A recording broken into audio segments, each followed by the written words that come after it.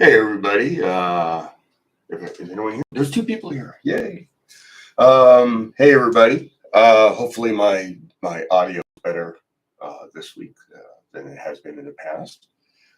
Uh, I'll wait for someone to speak up and say, "Oh my God, it's terrible. Start again." All right. So what I got in front of me here is the Coven cover. I'm still working on this damn thing. Oh my God, these hats. Oh my God, these hats are killing me. I counted them. There's going to be there's little gaps up here where I'm probably going to draw more hats, but all the hats indicated so far add up to 60. Um, and if I just indicate more hats back there, and no problem at all will I get too close to 100. Which, considering the name of the book is Coven, Book of 100 Witches, it's going to be close. Oh my God. Oh great. Hey Anzan, how you doing? I'm happy I sound good. That's always a good thing. Um, so I'm working on this. Tonight I'm inking a Witchtober piece, which I prepped up and penciled earlier today to make sure I could get as much stuff. I want to get this done, then it's just back to regular deadlines, daily witches, and finishing the Elric commission. I just did some more work in the dark areas that don't show up on camera very well. Thank you, and I'm glad you're doing well. So a couple things. So I just wanted to show the status on the Coven cover. Elric, I think I showed the areas I was working on. There's some really, really dark figures in shadow. I had to go back in and embellish some of the forms in there so it still reads when you get close to it. The other things I brought up last week is I talked about Joseph Clement Call, one of my all-time favorite ink artists, and probably one of the reasons I'm inking the way I do is how that looks pretty good. All right, so seeing this guy's work, you'll actually see probably, I mean, as big an influence as Bernie Wrightson and Bill Sienkiewicz are to my work, Al Williamson as well, are to my work. I think this guy's ink style, happily, I got this signed by the author who collected all the book, Walt Reed. Let me find a big piece and just slam it up into the camera, and you can see that. Yeah, here we go. Here's a piece. Okay, how close I get this to focus? Look at that line work. Look at that hatching. Oh my God. Yeah. So when I first saw this guy's work, I was like, what? What? Look at that hand. Oh my God. Now, this guy used a lot of photo reference and everything, and it shows a bit, but his gutsy ability to indicate something but not finish drawing it. Oh my God. He's a master. There's I don't know if this book, the Walt Reed call book, is still in print. And I sadly I checked before streaming. The more recent edition looks like it's also out of print. Which, oh God, just here, I gotta zoom and see if you guys can see this. See that water? Look how he did that water there. Oh my God. I mean, it's like, oh, so good. So good.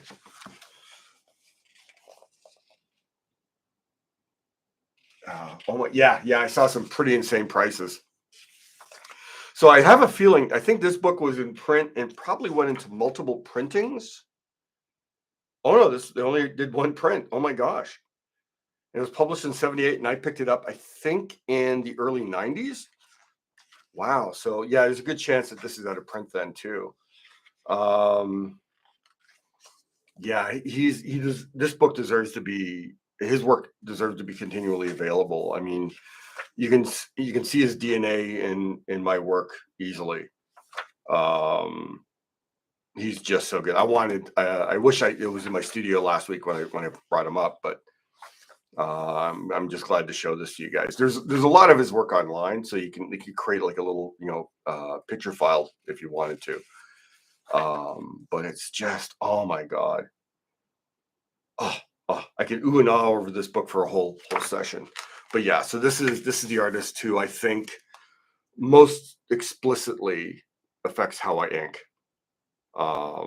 So yeah, so that's just wanted to get that out there. Um, this will be the last time I show this. I'm sure you're all happy about this, because between you and me, the campaign's launching very soon. So the signups will transition next Sunday when I'm streaming again. I will be posting about go to the page, back my book, please. But also there will be like 7 Witchtober pieces published between now and then. And I'll be drawing another witch. So yeah, so if you haven't yet signed up and you're interested in getting the collection of all the witches, that's going to have this cover on it. This is where you go to that URL and you just enter your email here. You click that button. I know this is so pedantic, as if people on the internet watching YouTube wouldn't know how to do this. And you will be notified immediately upon launch. And Bob's your uncle. All right. So let me put that away. I guess I'm retiring that sign now. I will probably finish ink. I'm going to stay up as late as I need to finish inking all these hats tonight. But before I get there, here's the pencils for tomorrow's witch. Some people are absolutely insist that you have to do your Inktober pieces the day you post them, and I usually only get to them at the end of the day. I have to do my work that pays my rent and buys me food and allows me to have internet access. I have to do that first. I have to make sure I get that done before I touch anything else. So once I've accomplished a certain amount, oh, you know what? Actually, shoot, yeah, YouTube. Here, hang on. Let me just YouTube.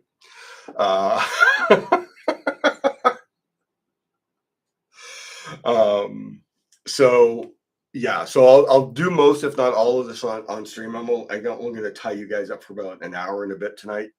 Probably want to ink her face, a little bit of the hair, the hat, and maybe some of the cats. So let's see if I can. If that takes me less than an hour, I'll keep going. I might do some rubber stamp work in the back. I want to see how this works out first, because they're all going to be black cats. So I don't know if I need.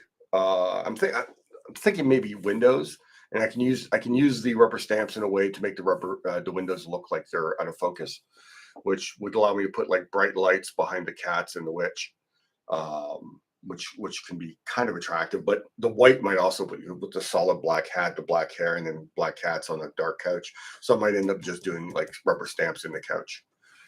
How I think about this stuff, I don't know. It sits in the back of my head percolating until I have to make a decision. Some you might recognize this.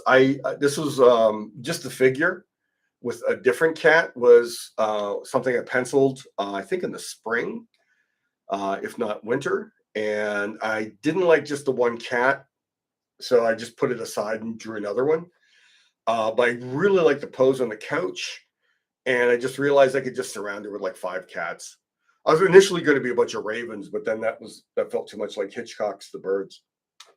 So cats, a bunch of black cats with their like eyes glowing out of their dark bodies, except for this one that has eyes closed. Yeah, so this is what I'm going to be inking tonight. And yeah, oops.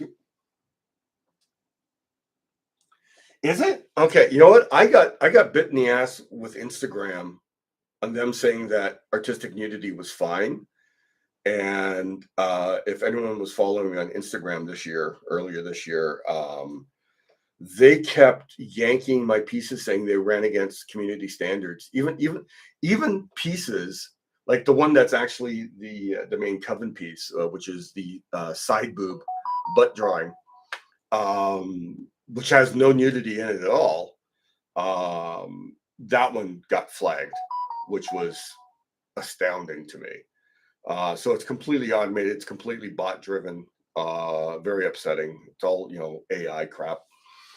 But yeah, so I'm gonna err on the side of caution. I'm probably, if there's any nipples or bush showing, I'm gonna cover them up during the stream.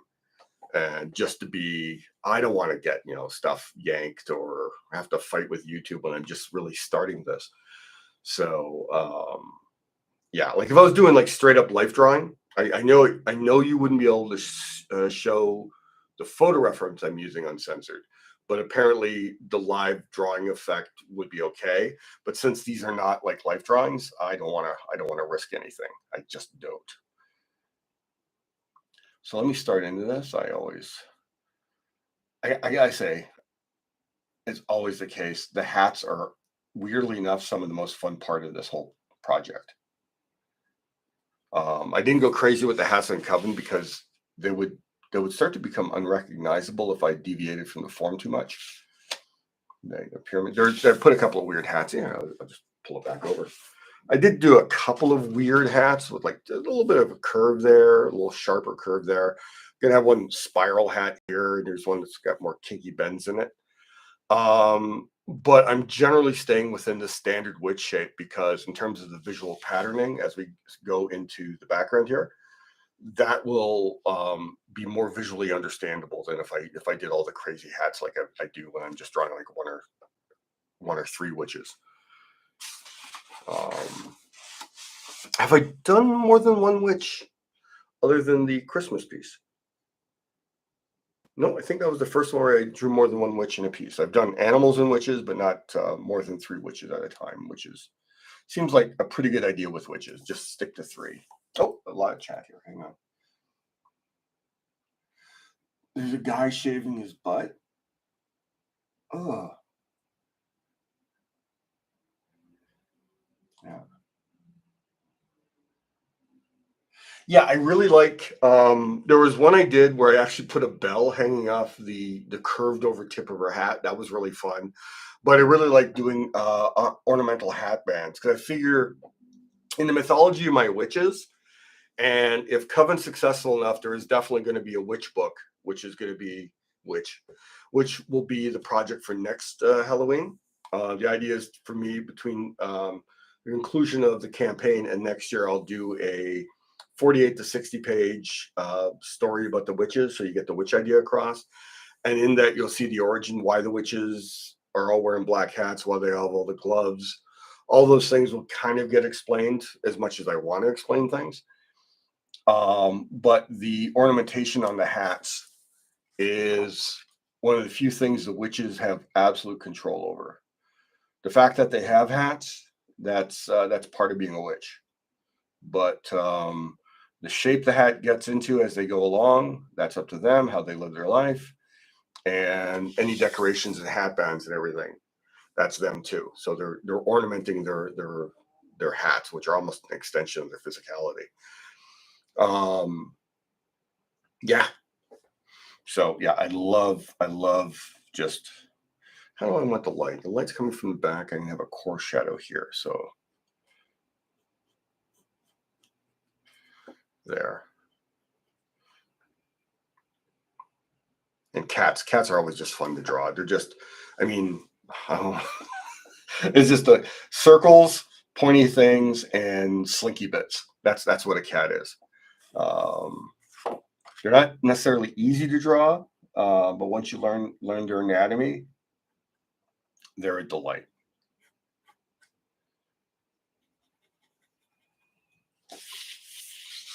I'm actually inking on a different paper than the Coven cover. This is smooth Bristol, and I'm inking the Coven cover on vellum finish Strathmore 400, which is one of my favorite papers because I get more of that dry brush effect from a pen when I'm inking on that. That's all. Okay. I was using the 3 for that. I just, whenever I'm doing like a real dark area that I'm not going to go in with a brush, I'll use my 3 because that just fills in space really nicely. But most of like the faces I'll do with the 005.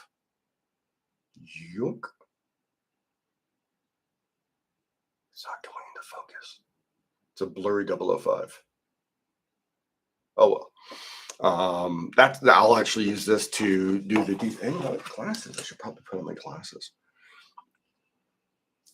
Let me do this face before I get too carried away.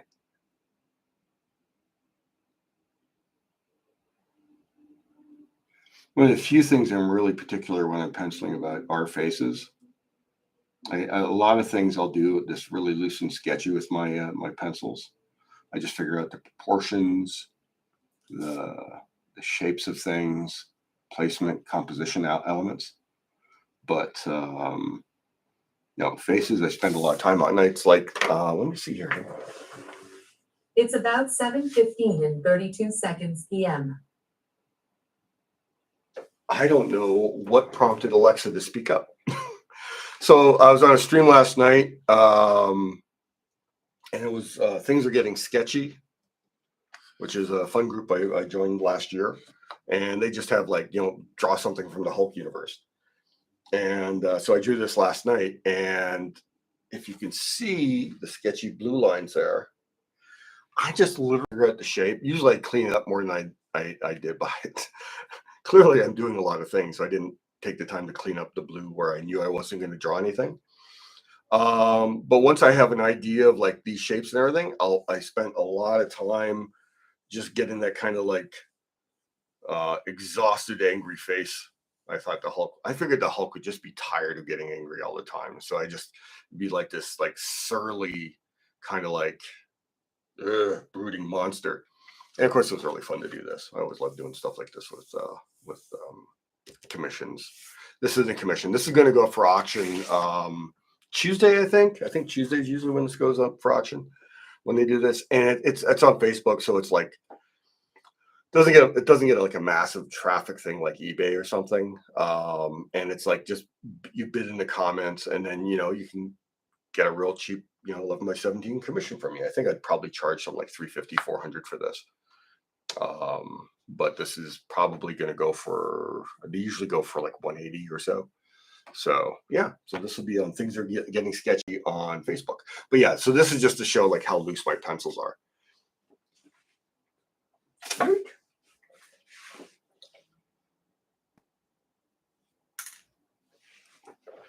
All right, let me get back to inking this. Oops, I just headbutted the camera.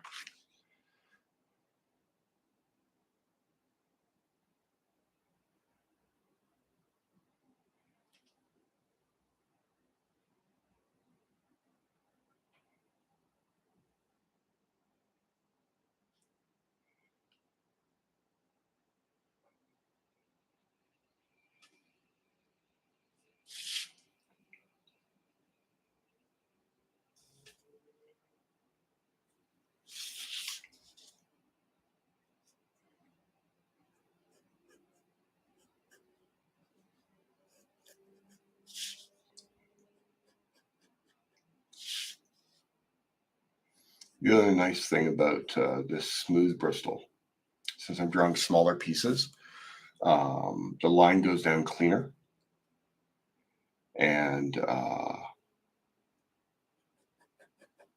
don't have to worry about the lines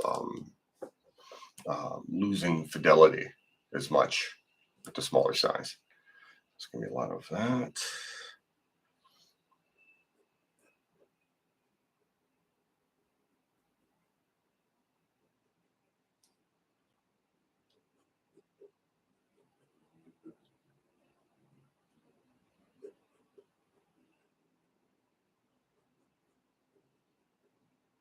I think I'm working on the hatband now because Andrew likes the hatbands.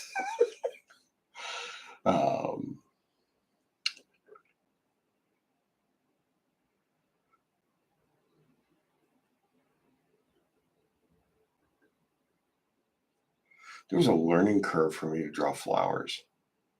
So I never paid any attention to them as an art student or as a kid. It was always like drawing Conan and all those wonderful things.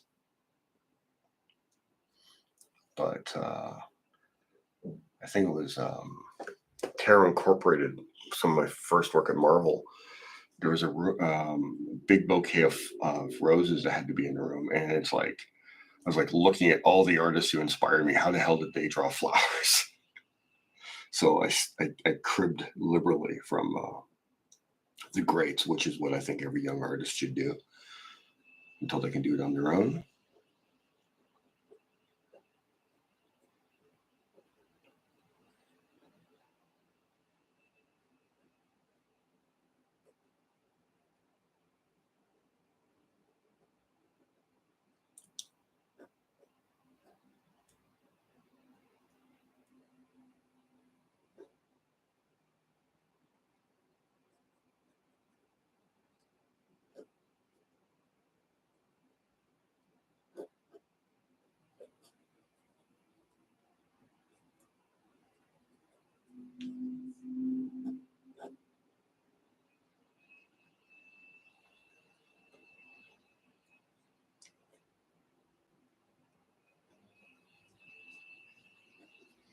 So she's got like a little bouquet of roses around the back of her hat.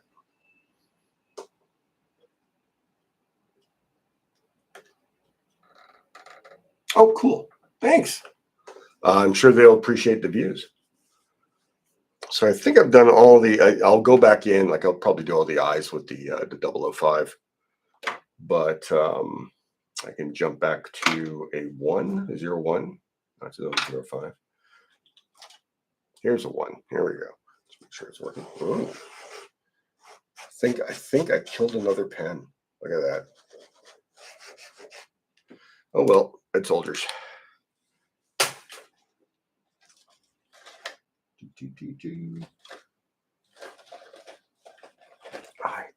I buy these by the box. A lot of my friends use jet pens because they're based in the US, and jet pens uses UPS to ship everything, and I can't stand UPS. I've not had the best luck with UPS. Mainly because of how they handle duty and how they always overcharge Canadians when they're shipping international stuff in. They'll hit you with a service charge for duty that you would otherwise pay directly if you were getting it through regular post. So they're just hitting you with an extra charge for a convenience you never asked for. So yuck. Anyway, so I don't use jet pens anymore. I think they used to offer 2 methods for delivery, United States Postal and UPS, and I always choose USPS. And never had a complaint with them. As soon as they shifted to UPS, I was like, oh. But then I discovered Cult Pens. They're operating out of the UK, and they have as much, if not more, range to choose from as jet pens. So every year or so, I order usually 2 boxes per, like 2 boxes of the 1s, 2 boxes of the 3s, 2 boxes of the 005s, just to make sure I'm fully stocked up for the year.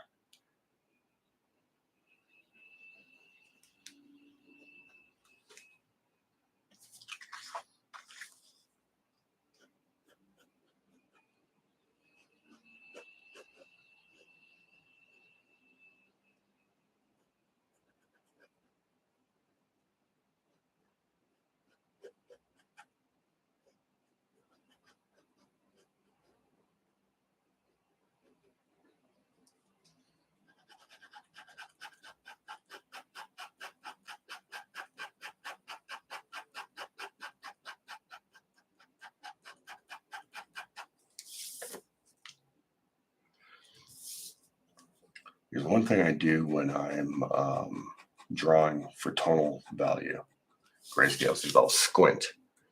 I'm told that people who have prescription glasses can't squint while they're wearing glasses.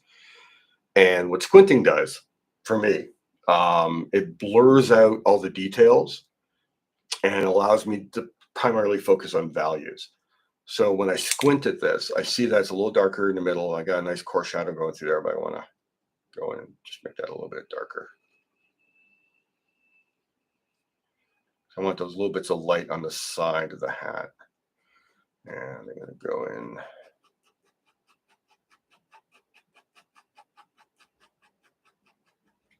something I learned in art school, but when I was doing like tonal studies of live models or objects and object. They actually had a class called object drawing, which of course was handy because artists need to draw objects. So that's going to be brush work. Most of the hair is going to be brush work.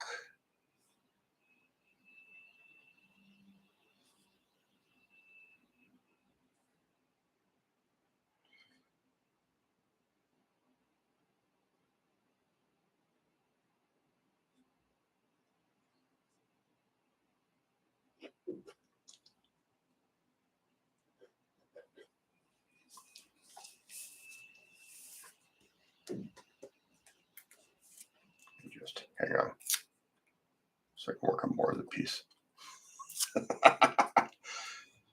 I'm almost daring him to censor me now. How many nip slips have there been in this video so far?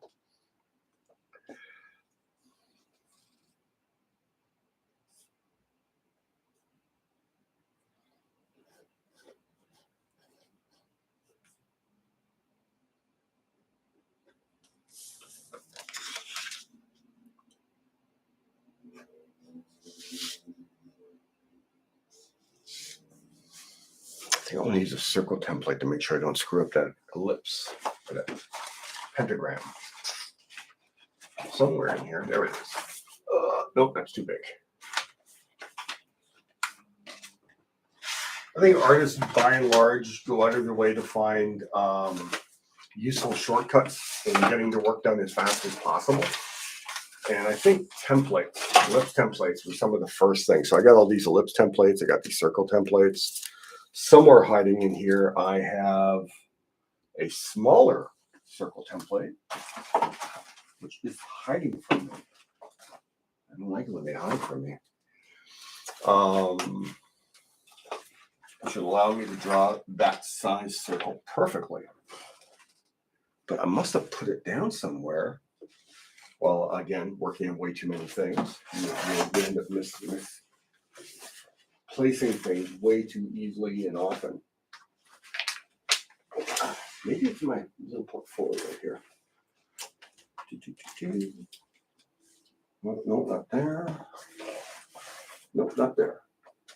Well, maybe I'll just stay away from the pentagram for this video and then ink it after.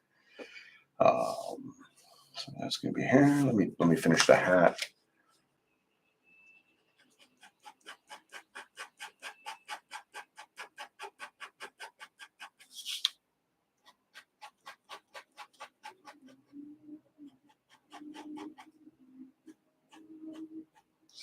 Okay, good. A little worried I lowered it too much from the camera.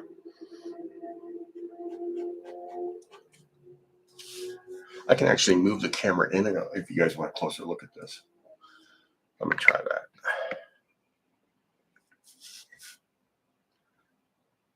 Looks like it's focused. All right, cool.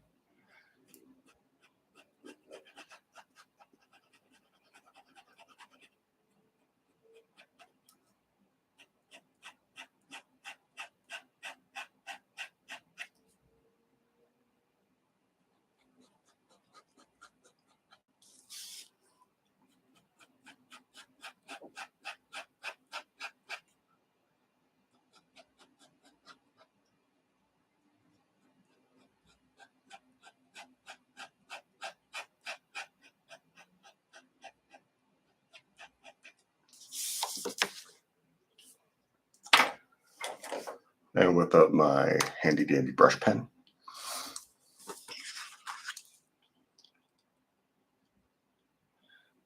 On the plate finish paper, for some reason, the ink dries a little thinner.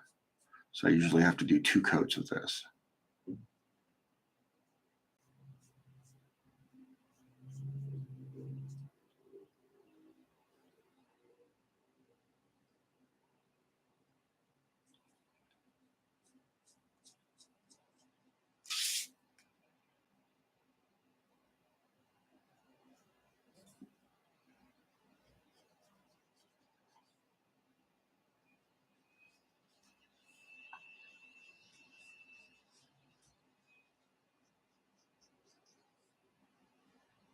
kind of sloppy with with hair. I kind of try and get a lot of like hair-like strokes happening, and hope it all works out.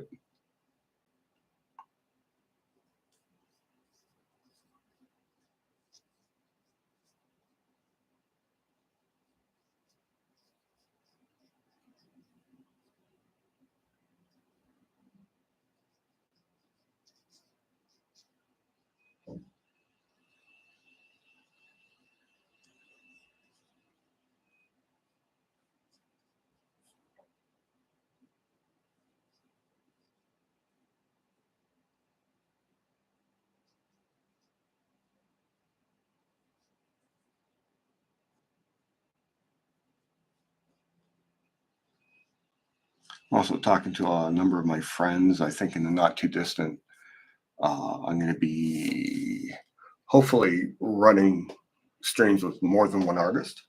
Probably not until November, but that way won't be any dead air. There'll be like two people talking to each other, which I think could make for pretty interesting streaming. All right. I'm gonna let you guys pick which cat I ink first. 1, 2, 3, 4, 5. First person who pops out a number gets that cat inked.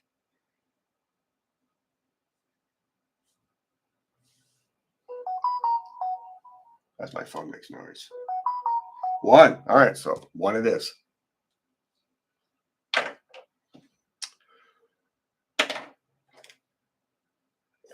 So yeah, this cat looks scared. Just in my pencils, I'm like, why did I make him look so scared? Might go away in the inks. I hope. I don't think witches' cats would be scared of anything.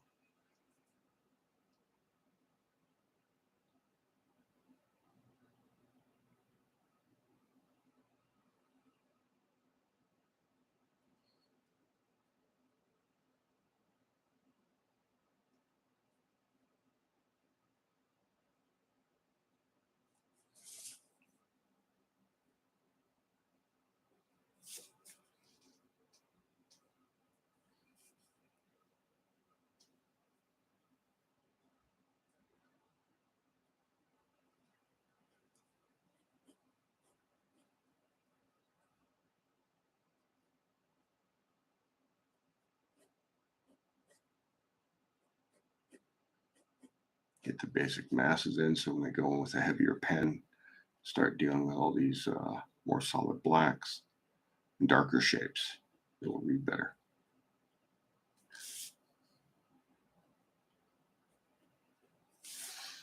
And cats have whiskers. They're usually white, but in black and white, you just gotta get them across. I think I'll hit it with the 3 to get some darker blacks here.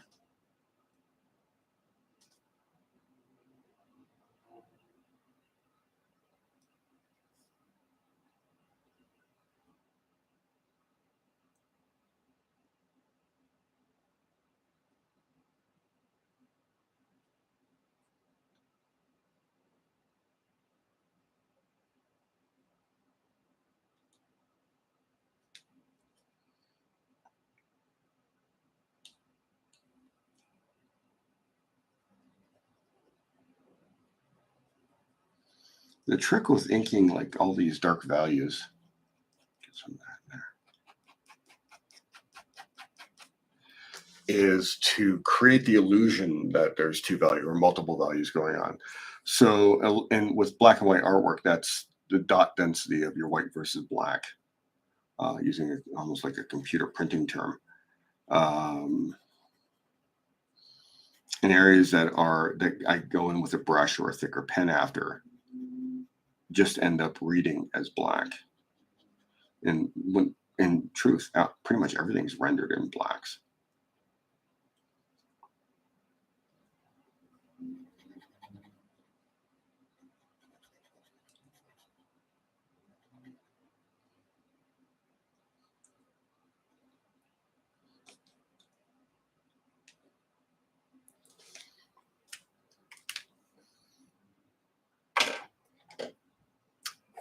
because it's such a fine kitty cat.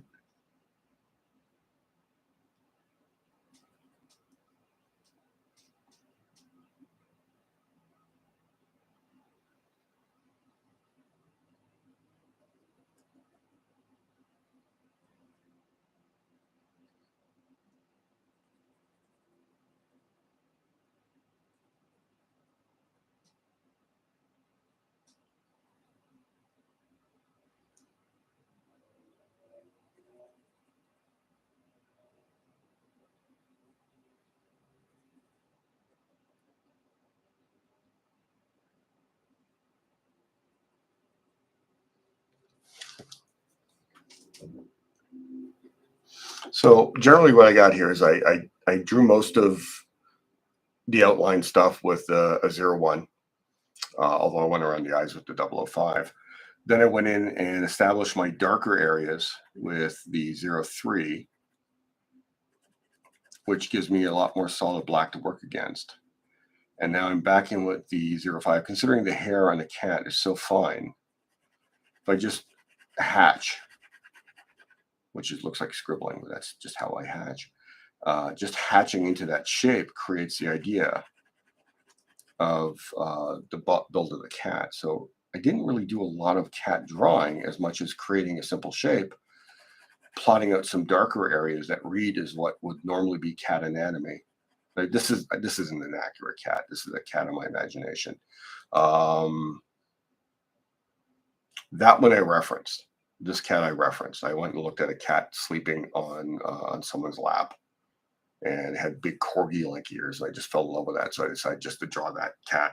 The rest of them are just like you draw essentially a fat diamond shape, and pop eyes in the right spot, and it's a cat. That's my how to draw cats. Fat diamond, eyes in the right spot. You're good to go. Oh, I didn't give this guy you know, its tail's on the other side of the couch. I don't think. You do a tail. I don't want to pull it out. If I drew the tail, I don't want it pulling out that way. I don't want it coming in and looking like it's part of her hair. Better there's no tail there. Yeah, you know what? I think after all this is done, I'm going to mask her. I'll probably do this off camera later because I only want to go till about 8:30 because I got so much stuff to do. I'll mask her out and the cat eyes, and then relevant areas, and then I'm going to use my stamps to make the couch gray, and that'll just make everything pop really nice. It'll be a nice white shape behind the cats and the couch, make her hat really stand out. It'll be a nicer piece that way. Yeah. Now that I see like one of these cats, what one of these cats looks like, I'm just gonna jump right on over to this cat here.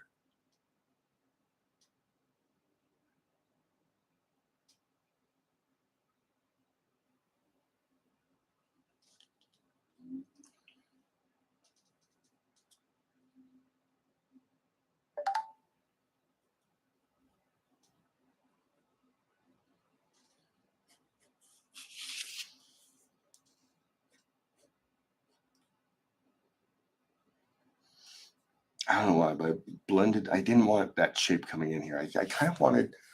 I don't mind the cats coming here behind her hips and her legs, but anything around the hair starts creating complex shapes that I'm worried they won't read right. Um, so instead of having the tail curl behind her arm, I just decided to have it. I've seen cats where their tails like hanging down with their legs like almost protected, like all one unit.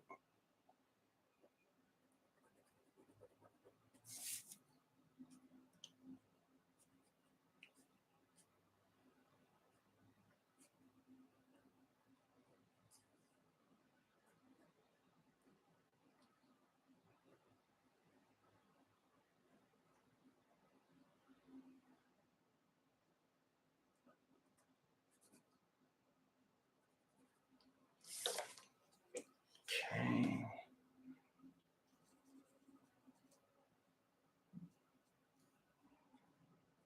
What am I doing? The threes work with the what? The 005.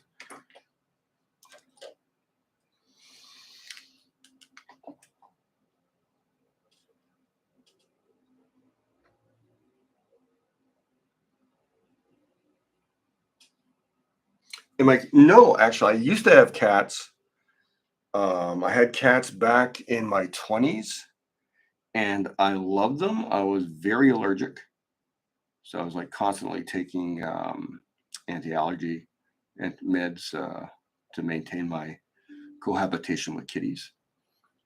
But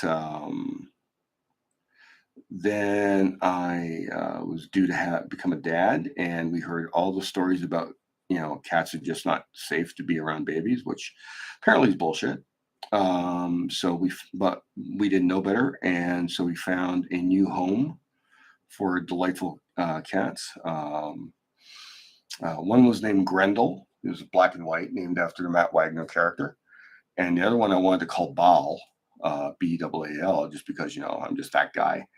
And my then girlfriend, eventual wife, said no, we're not naming a cat after a demon. And I'm like, I think that's like the perfect name for a cat, is like naming it after a demon. I mean, it's technically a lot better than what H.P. Lovecraft did. But yeah, so Bob and Grendel, they were amazing kitties. I don't have pictures of them anymore, sadly. I found some pictures years ago. I think my ex still has them. They were adorable cats, and Grendel was my favorite. I know you're not supposed to say that, but Grendel was my favorite because he was the runt of the litter, and he was actually the owners I got them from didn't know what to do with the runt of the litter.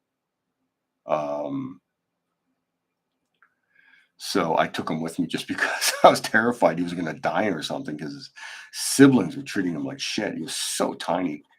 And he just needed some extra development time. So I basically carried around like I was pregnant with a cat inside my sweater, tucked into the front of my pants, for about a month. Like, I'd let him out to use the litter box and eat and everything, but then he just got really, really comfortable just being there all the time. And after about a month, he grew a lot in that first month. In fact, he grew to be like one of the largest cats I've ever seen. And he became like, oh my God, he would lie. I'd be leaning over my drawing table, much like I am now, and he would lie either in the seat between my lower back and the back of the chair, or he'd crawl up on my shoulders because he was so used to being in contact with me, and fall asleep on my shoulders while I'm drawing. And then he would always invariably, I'd forget he's there because he'd be there so much. And so I'd sit up to look at my work. He'd fall off. And almost all the time he would end up scratching the hell out of my back as he fell off my back, because he was trying to stop himself from falling. And his sister Bob, she would lie at my feet in my studio. So she'd be under my drawing table while Grendel was up on my back.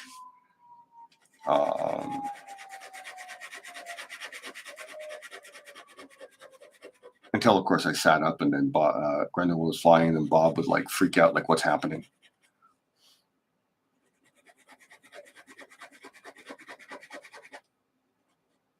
So those are happy memories. But as much as I love those cats, I'm deep down much more of a dog person. And yeah, the lifestyle I currently have is not conducive to having a dog either. I mean, it would probably be fine for a cat, but I wouldn't want to leave him alone that long anyway. There's like, COVID aside, there was a lot of travel involved, and like going to conventions and stuff. And I don't want to be those people always putting their loved one, their little pet, into pet daycare.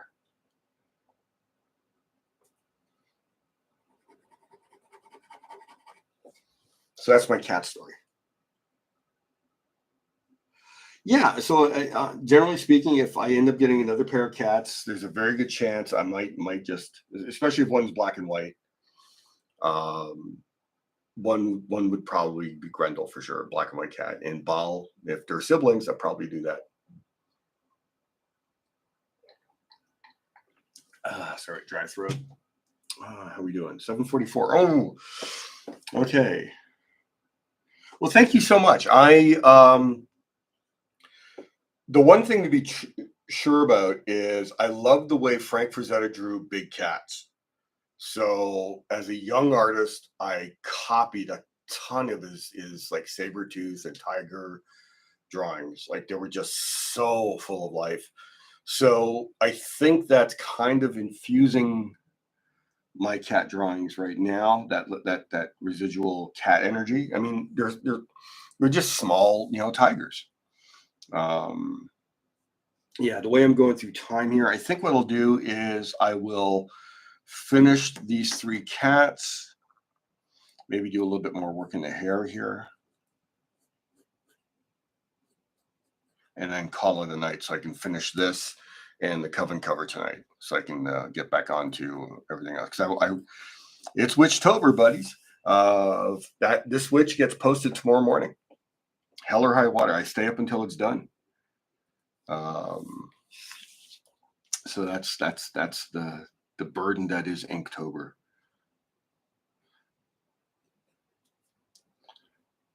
There's a lot of artists who don't like calling it Inktober anymore because of what Jeff Parker did. He's the guy who coined the term, and I don't know who tweaked him to the idea, but after it was out there for a couple of years, he kind of clawed back, reestablished his ownership after he basically let everyone do Inktober for everyone for just the fun of it. He said, "Oh no, this is a thing I own now," which is fine. It would have been better if he established that at the beginning. But there were people out there putting out Inktober books and thinking it was essentially like almost like a public domain. That eye's kind of fucked up. Kind of like a public domain idea. And Jeff Parker coming back and saying, putting cease and desist orders on other people's Inktober projects was kind of a surprise. A lot of people were not happy. And as a result, a lot of people do not want to. It may not show up, but I should throw the whiskers on there anyway. Yeah, so I didn't think that was fair either. I understand it developed a huge amount of value in a very short period of time, but part of how it developed value was the fact he gave it away. He made it a public participation thing. Wow, that was difficult to say. And it's rare that I'm against an artist in terms of like their rights. So here I am. I'm admitting that he had the right to do it because no one else filed copyright in the interim. But what he did is he released something to the public and then clawed it back once it became something because of the public's participation. And to me, that comes across as scuzzy. Like let's say I'm doing these witches and I say everyone can draw the witches because they can. I have them copyrighted. My art's copyright for me, but someone else drawing this, it'd be a hard suit to win. But if I basically encouraged lots and lots of people to do it, and then lots and lots of people drew their witches, and I turned around 3-4 years later and said, you know what? I know all of you have drawn these witches, but now they're only mine to draw. You all have to stop. I don't care that you put all this time and work into it. You have to stop. I would, it's that whole "am I the asshole" thing. Yeah, you'd be the asshole if you did that. So I would be convinced. I couldn't bring myself to do that. Once you give something away, it's given. At least that's how I see it.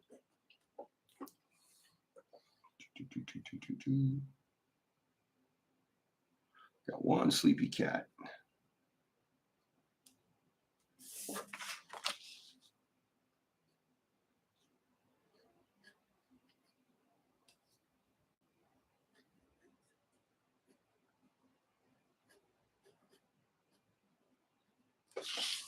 I'm gonna ink these two together. Just seems smarter. Jumping over to the 3.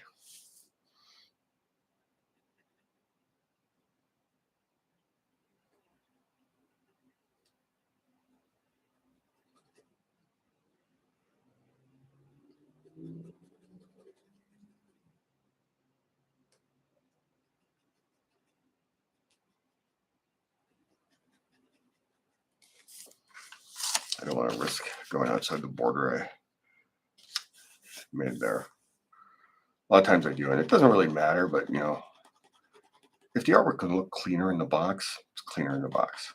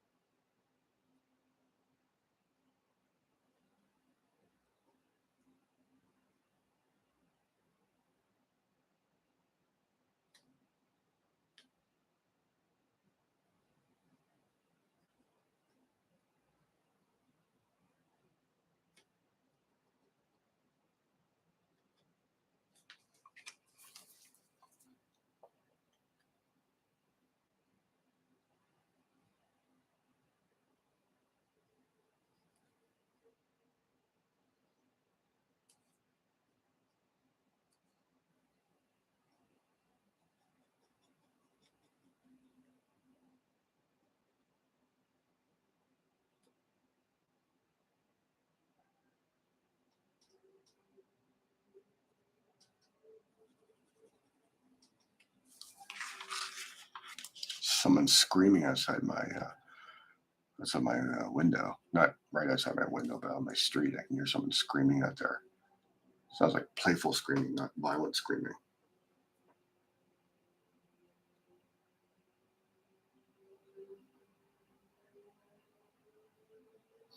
Yeah, I knew it was a Parker. I didn't think it was Jeff Parker because Jeff, I mean, I don't think I've met Jeff Parker, but everyone I know who knows him likes him. So I think you're right. It's the Jake Parker guy. Fuck him. All right, so I got me 2 black kitties here, roughed in, pulling out the Superfine. That's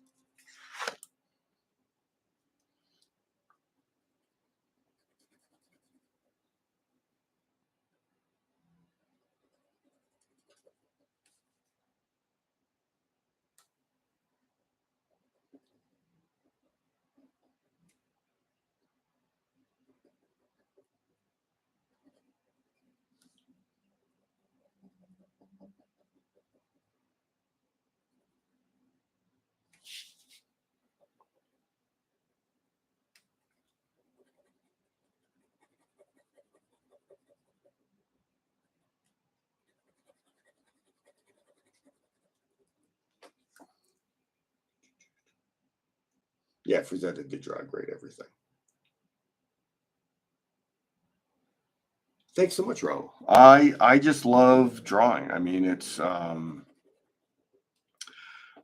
actually posted something on Facebook that got a lot of people upset earlier when I said I don't agree with all the prompts that everyone feels they need to continually suggest artists to do. Because I think it's important for an artist, part of their own development, to get in touch with their own creativity and not need things like prompts from other people because that's already, I mean, it's like the vast majority of what I do every day is draw from scripts. So that means I'm already drawing from very detailed prompts all the freaking time. So if I'm doing something like an Inktober or Witchtober, I should be entirely engaged in drawing what I want to draw for fun. Now, if you enjoy drawing from prompts, then that's fine. But I think it's part of the artist's job to come up with their own ideas and explore them and make things worthwhile out of what inspires them as artists. So I'm not a huge fan of prompts, but some people got like downright defensive about my take on prompts, which is fine. It's the internet. I mean, everyone's going to get offended by something, but I think if you want to make a serious go as an artist and you don't want to get burnt out, you should take the time, get in touch with who you are as an artist, and find out what you really enjoy drawing. And make that, if you're going to do art for recreation, which is what these Inktober things are. I mean, technically, now that I'm doing a book, technically it's a job, which is still not how I'm looking at it. I'm still looking at this as I get to explore drawing things that make me happy. And as opposed, like I love drawing comics, but I found out I can't draw comics that are garbage. That was a hard lesson for me to learn. Be cool just to leave his nose white like that. But he's a black catty. He's got. Might go back in with a little bit of brush to make him a little bit more midnighty. But I kind of like how black they are right now. So a chunky cat here. How are we doing? Okay, we got some time. Yeah, I'll finish this cat and then we'll call it a night so I can uncover the nips, free the nipple, and then finish this. And honestly, after the cat, the only thing that'll take any time, two things will take time after I do the cat. The fishnet gloves. And again, every time I do the fishnet gloves, I'm so happy I did not give them fishnet stockings. That would be adding hours to every single Witchtober drawing. That'd be a little too much. Yeah, so her figure itself won't take that long. It's so simple and open. And then masking everything out so I can use the rubber stamps to do the couch behind them.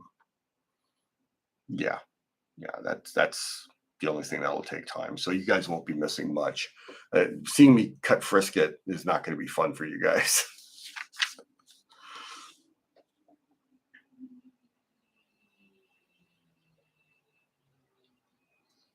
Well, not just bare naked ladies. There's going to be cats and ravens and trees and leaves and at least one zombie from last Witchtober. Goats. There's a couple of goats. I've drawn a bit of a menagerie with Coven. So makes me happy for all those years I used to go to the zoo, Toronto Zoo, and draw.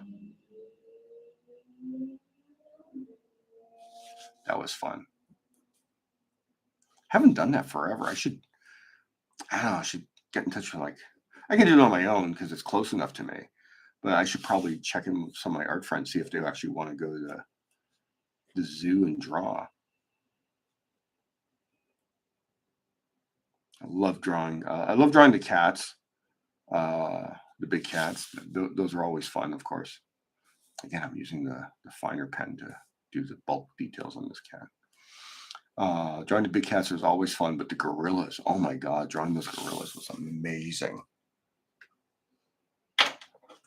Those big shapes. I wonder if I've been going through old sketchbooks, pulling out like some figures I may want to redraw as a witch.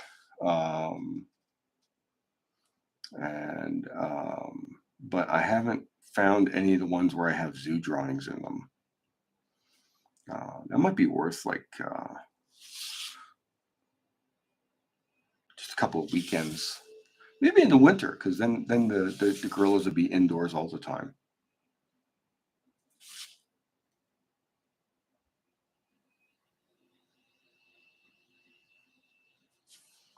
God, he looks like a skull here.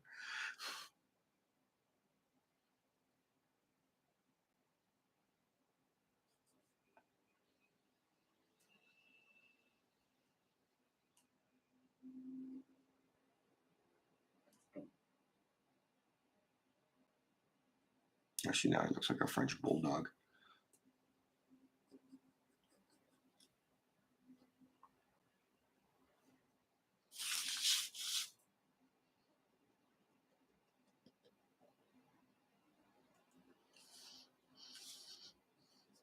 Yeah, I don't know if there's any interest in an actual zoo sketchbook, so that'd be entirely just for my own enjoyment. But yeah, I'd love to draw some gorillas and rhinos, maybe some elephants too. They're these big shapes with like this complex anatomy. That's once you actually start drawing animals like horses and well, really any major animal that isn't like just like a hippo. Um, Very quickly after drawing them, you start learning their anatomy. Now, to be fair, I actually have a ton of anatomy books for animals because I hate being caught. Like, oh, this camel shows up in this comic, and you have to draw it. And it's like, yeah, I can photograph from Google just like anyone, but I like to have a bit of an understanding of like what the hell I'm drawing. So that's why I have all these animal anatomy books.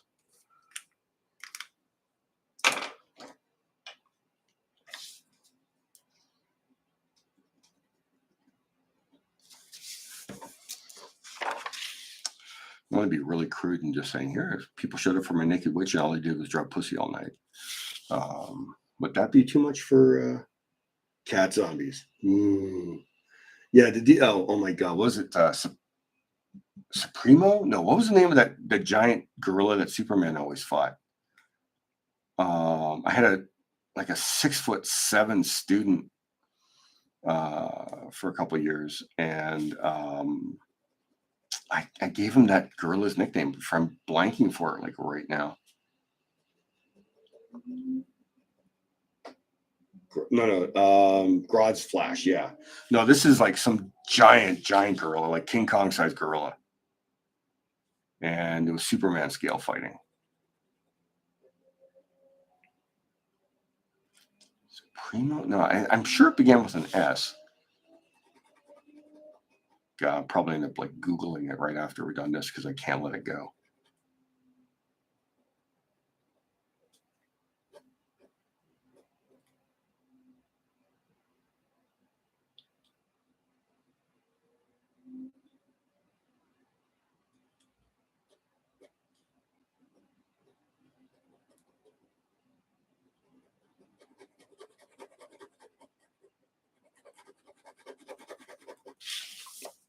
How are we doing? We're just a little past 8. Titano, that's it. That's what I call them, not Ness. Jeez, that's great. Yeah, it was Titano, the giant gorilla, and his name was Jeff. He was like a huge, a really big Superman fan, and so he got a kick out of being called Titano. So whenever I was a goofball when it came time to doing roll call because it was such a weird thing to find myself doing. So I very quickly came up with nicknames for most of my students when I first started teaching, and I'd call them out by their nickname. And it was partly how I remembered them too.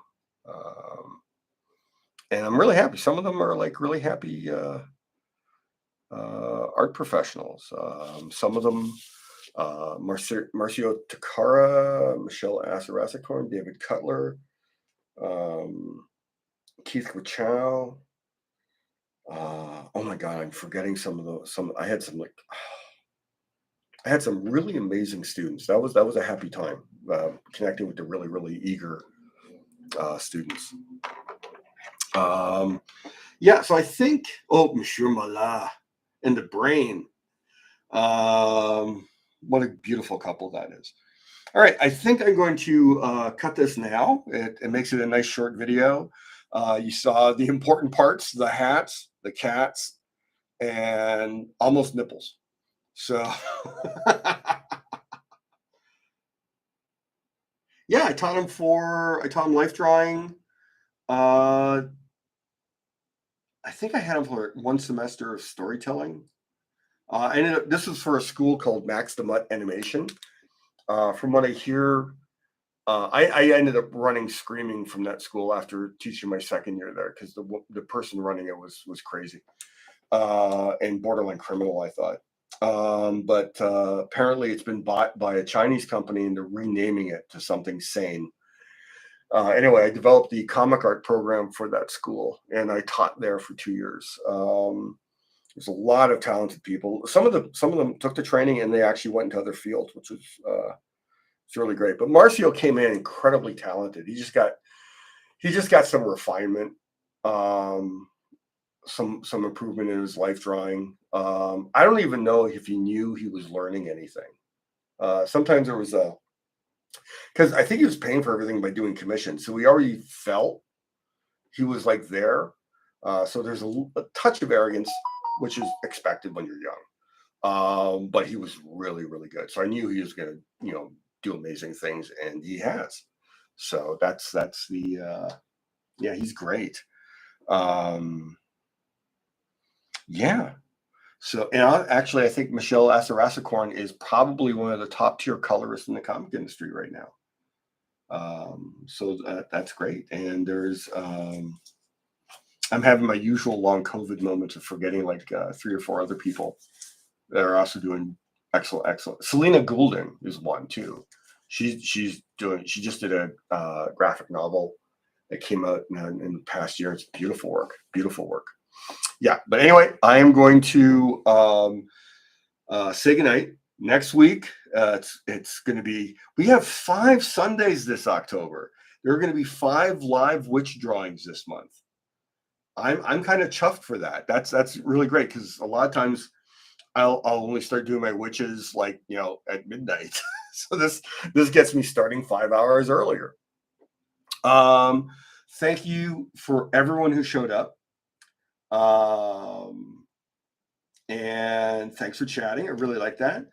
And yeah, and I don't see how I won't be able to finish Elric for next week because after this weekend, everything my schedule lightens up considerably.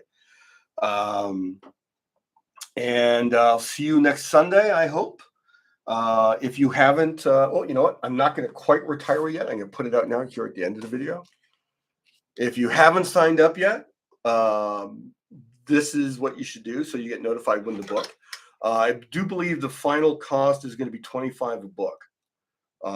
There will be signed editions and remarked, which is a small sketch as well, which is increases pricing. All the witches as I do them will become part of add-on rewards. So you can add the witch drawings if you like. They'll be a little more expensive. All those little head drawings I did. If you saw me posting the September countdown to Witchtober, all these girls. So I'll be cutting them apart and we'll be selling them as also possible. So if you want to get a nice little piece of art, there you go. Nice little head drawing. But yeah, the full Witchtobers are going to be available. The book, signed edition of the book, signed copies of Second Coming, Doom that Came to Gotham, some other comics I did covers for, all sorts of stuff. So yeah, so I'm going to call this tonight. Going to take a little dinner break, finish the Coven cover, then call it a night. Yeah, I think it's a good part. I mean, it's a 100-page book. We have stretch goals built in. If it gets sponsored enough, we'll add some pages. There was some talk about adding some commissions, but I want the book to ship as close to the campaign finish as possible. Ideally, I'd like everyone to get their book before Christmas. I know international printing and shipping can be a bear, and sometimes that can screw things up. But I don't want the book to be delayed at all. I want it to get to the people who buy it as soon as possible. Because I want it in my hands as soon as possible. I mean, not gonna lie. But yeah, so yeah, 31 days of me drawing witches and talking nonstop about this book. All right, you guys have a great week. I'll see you on social media if you're following me to see the Daily Witches. And I had to make a special post just to remind people on social media. I'm putting little pentagrams over all the supposed naughty bits because I've learned not to trust the algorithm with artistic nudity. But if you need to see them uncensored right away, my Patreon is out there, Richard Pace on Patreon. It's only $1 a month, and everything that goes up there is completely uncensored. Not that I'm a porn artist or anything, But there's also a bunch of developmental work, like the recent Conan cover I did. I included all the sketches and steps towards doing the cover. So if you're into works in progress and behind the scenes stuff, yeah, I think it's a good site for $1 a month. It's practically free, $12 a year, and you get to see everything I post with Instagram auto censor bots interfering at all. Nothing. Anyway, all right. You guys have a great week. I will see you next Sunday at 7 p.m. Night.